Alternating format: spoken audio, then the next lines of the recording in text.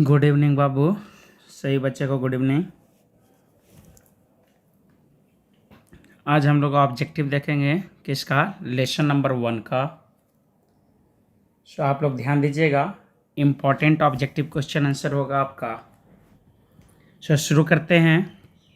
देखिएगा question number 1 क्या कह रहा है। क्वेश्चन 1 कह रहा है नर तथा, कह रहा है नर, ध्यान रखिएगा आपका क्वेश्चन नंबर 1 कह रहा है नर तथा मादा युग्मक के युग्मन को कहते हैं।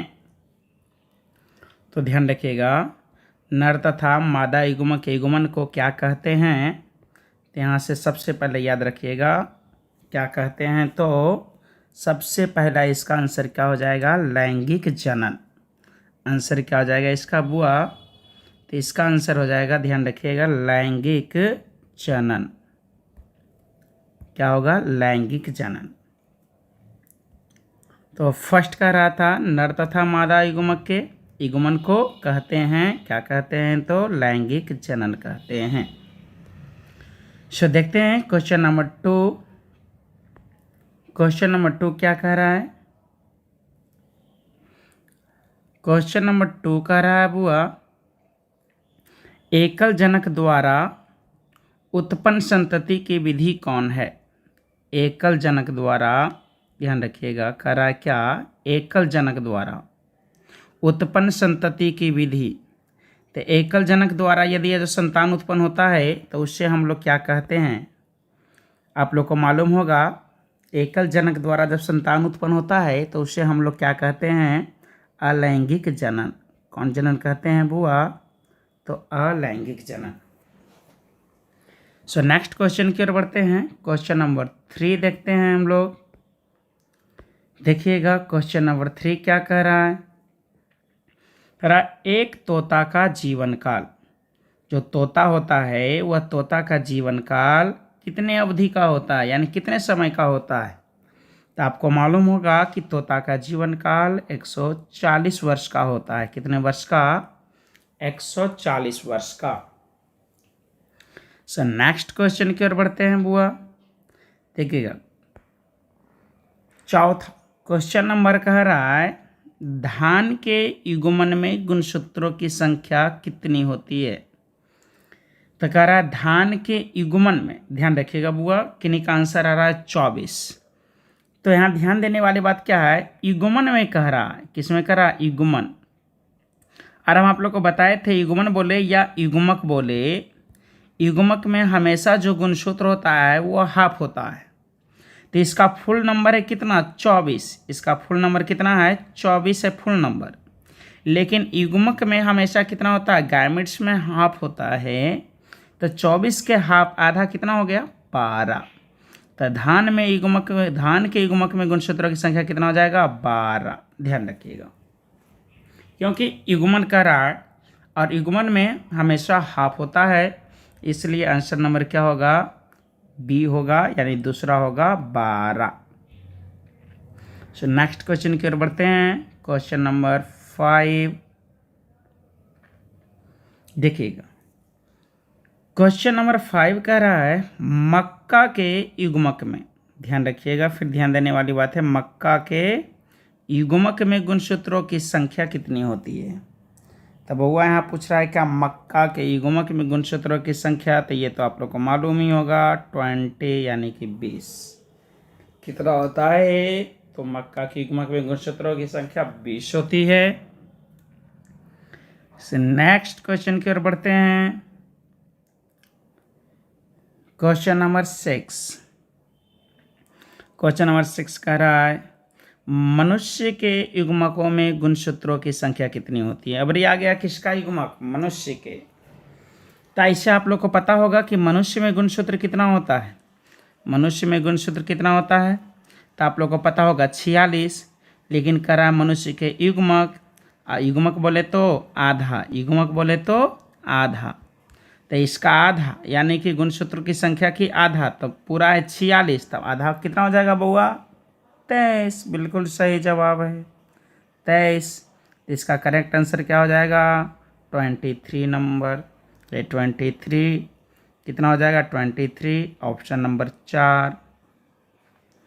नेक्स्ट क्वेश्चन की ओर बढ़ते हैं। कह रहा है इनमें कौन अंडपरजक प्राणी है। अंडपरजक प्राणी मतलब आप लोग समझ ही रहे होंगे, जो अंडा देती है।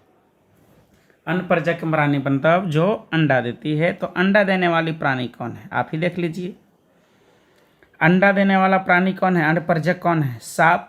यस, बिल्कुल सही, सांप अंडा देते हैं। मगरमच्छ, बिल्कुल सही, मगरमच्छ भी अंडा देती है। मुर्गी, बिल्कुल सही, मुर्गी भी अंडा देती है। तो इसका मतलब आंसर क्या हो जाएगा, इनमें से सभी, यानी करेक्ट ऑप्शन हो जाएगा आंसर नंबर डी।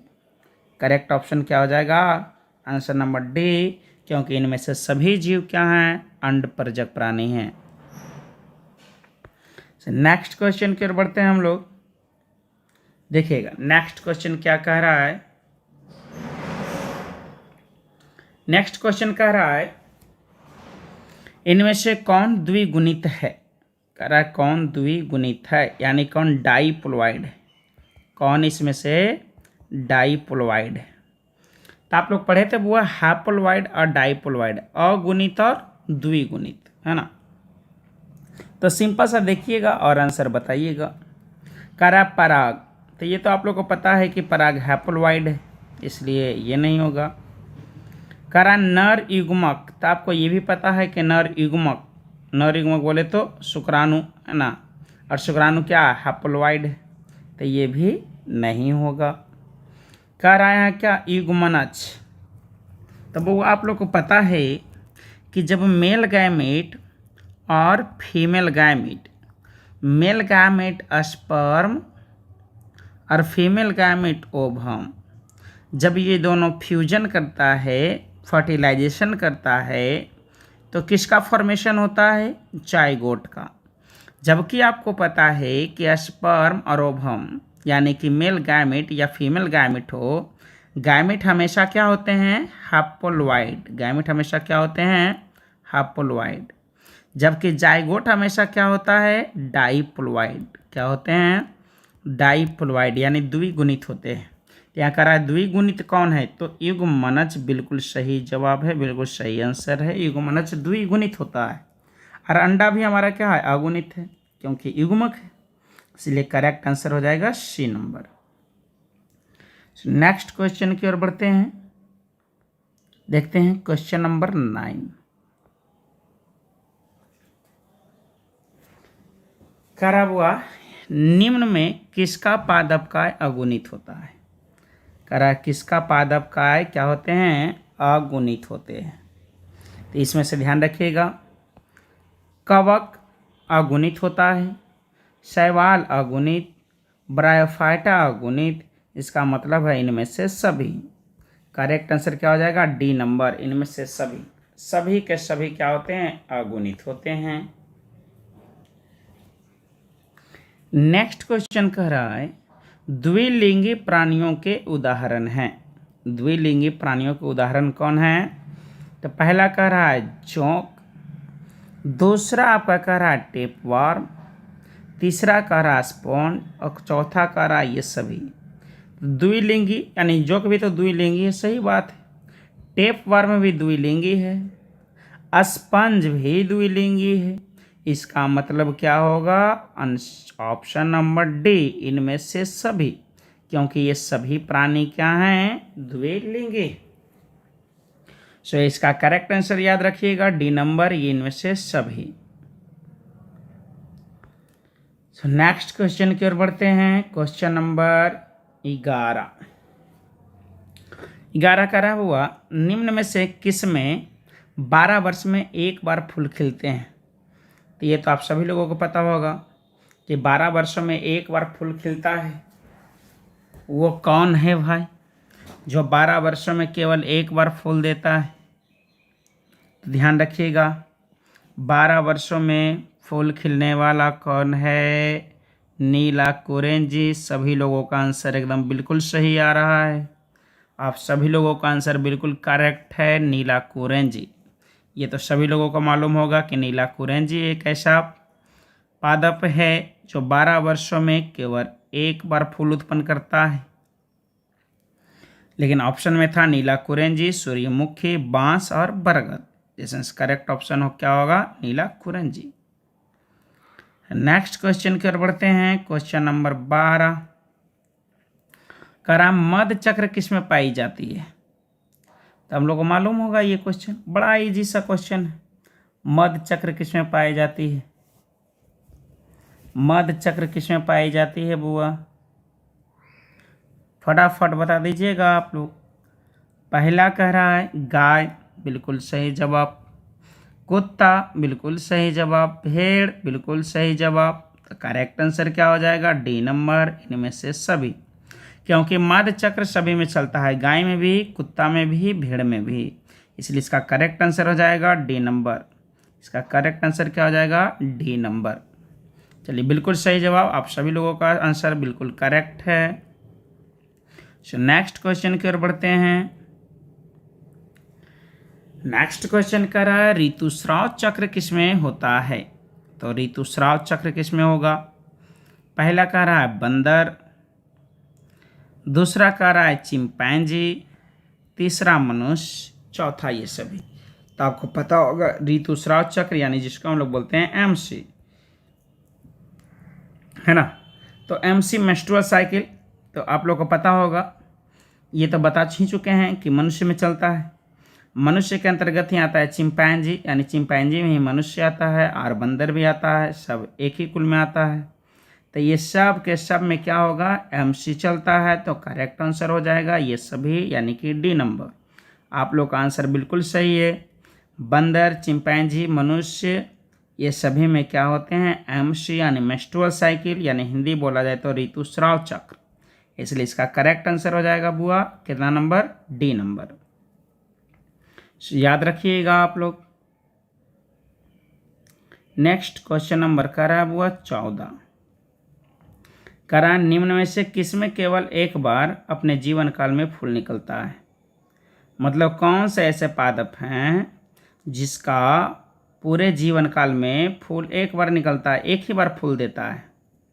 तो कौन है जो एक बार फूल देता है? क्या जामुन एक बार फूल देगा, बरगद एक बार फूल देगा, या फिर बांस एक बार फूल देगा, या लीची एक बार फूल देगा? इनमें से कौन है जो एक बार फूल देते हैं? तो सभी लोगों को आंसर मालूम होना चाहिए, बांस, कि बांस अपने जीवन काल में कितने बार, एक बार पुष्प देता है।